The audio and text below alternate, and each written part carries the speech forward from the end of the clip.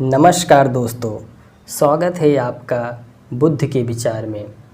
दोस्तों, इस वीडियो में हम बात करेंगे गौतम बुद्ध के जन्म के बारे में। दोस्तों, इससे पहले वाले वीडियो में हमने बात किया था गौतम बुद्ध के कुल और पूर्वज के बारे में। तो दोस्तों, यह किताब डॉक्टर भीमराव अंबेडकर जी द्वारा लिखित भगवान बुद्ध और उनका धम्म है। तो दोस्तों, इस पुस्तक में बाबा साहब भगवान बुद्ध के जन्म के बारे में क्या लिखे हैं, हम यही जानेंगे और पढ़ेंगे।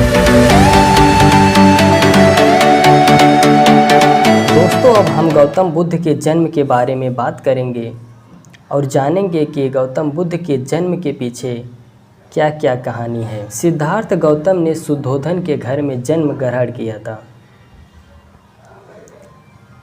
उनके जन्म की जो कथा है कुछ इस प्रकार है कि शाक्य राज्य के लोग आषाढ़ के महीने में एक महोत्सव मनाया करते थे। उस महोत्सव में क्या राजा क्या प्रजा सभी सम्मिलित होते थे। यह महोत्सव लगभग एक सप्ताह तक चलता था। एक बार महामाया ने उस उत्सव को बड़े ही आमोद प्रमोद के साथ बड़ी शान शौकत से साथ मनाने को चाहा। उसमें सूर्य मेरे मतलब नशीली पदार्थों का सेवन वर्जित था। 7वें दिन वह प्रातः काल उठी, सुगंधित जल से स्नान किया, 4 लाख कर्षार्पणों का दान दिया, अच्छे से अच्छे गहने कपड़े पहने, अच्छे से अच्छे खाने खाए, व्रत रखे। इसके पश्चात वह खूब सजे सजाए सायनानागर में सोने के लिए चली गई। तो दोस्तों, निंदाग्रस्त में वह एक सपना देखी। उसे दिखाई दिया कि चतुर्दिक महाराजिक देवता उसकी शैया को उठा ले गए और उन्होंने उसे हिमवंत प्रदेश में एक साल के वृक्ष के नीचे रख दिया। वे देवता पास खड़े हैं। तब चतुर्दिक महाराजिक देवता उसके शैया को उठा ले गए हैं और उन्होंने उसे हिमवंत प्रदेश में एक साल वृक्ष के नीचे रख दिया। वे देवता पास खड़े हैं। तब चतुर्दिक महाराजिक देवताओं की देवियाँ वहाँ आईं और उसे उठाकर मानसरोवर ले गईं। उन्होंने स्नान कराया, स्वच्छ वस्त्र पहनाए, सुगंधियों का लेप लगाया और फूलों से इतना सजाया कि वह किसी दिव्य आत्मा का स्वरूप लग रही थी। तब सुमेध नाम का एक बोधिसत्व उसके पास आया और उसने प्रश्न किया, मैंने अपना अंतिम जन्म पृथ्वी पर धारण करने का निश्चय किया हूँ। तुम मेरी माता बनने स्वीकार करोगी? तब महामाया का देवी की आँख खुल गई। दूसरे दिन महामाया ने शुद्धोधन से अपने स्वप्न की चर्चा की। इस स्वप्न की व्याख्या करने में असमर्थ राजा ने स्वप्न विद्या में प्रसिद्ध 8 ब्राह्मणों को बुलाया। तब शुद्धोधन ने उन्हें महामाया का स्वप्न कह सुनाया और पूछा, मुझे इसका अर्थ बताओ।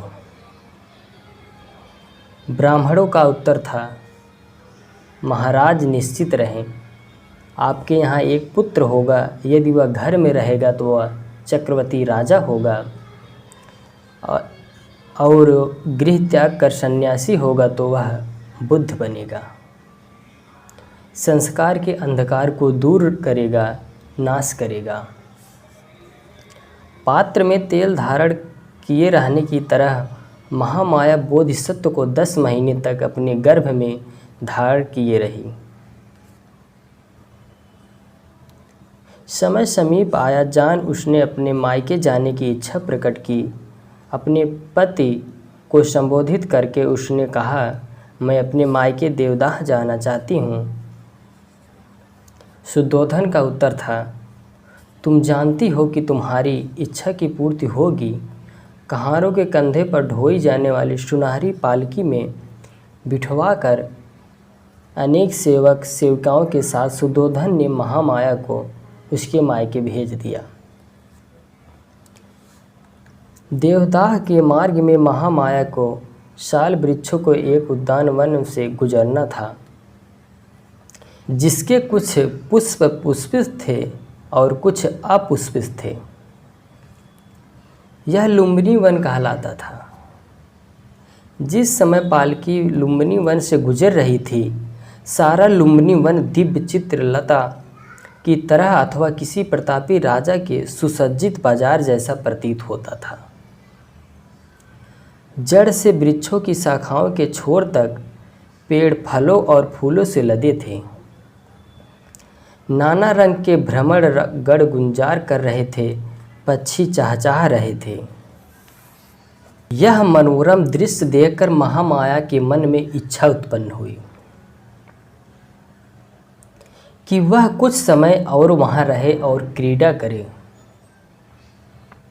उसने पालकी को ढोने वाले को आज्ञा दी कि वह उसकी पालकी को साल उद्यान में ले चले और वहाँ प्रतीक्षा करे।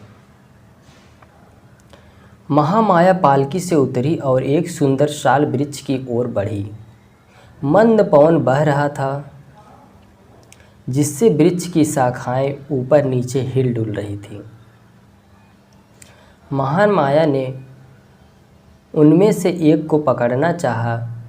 भाग्यवश एक शाखा उसके हाथ में पकड़ आ गई। महामाया ने पंजों के बल खड़ी होकर उसे पकड़ लिया। तुरंत शाखा ऊपर की ओर उठी और उस साल वृक्ष की शाखा पकड़े खड़े खड़े ही महामाया ने एक पुत्र को जन्म दिया। 563 ईस्वी पूर्व में वैशाख पूर्णिमा के दिन बालक ने जन्म ग्रहण किया।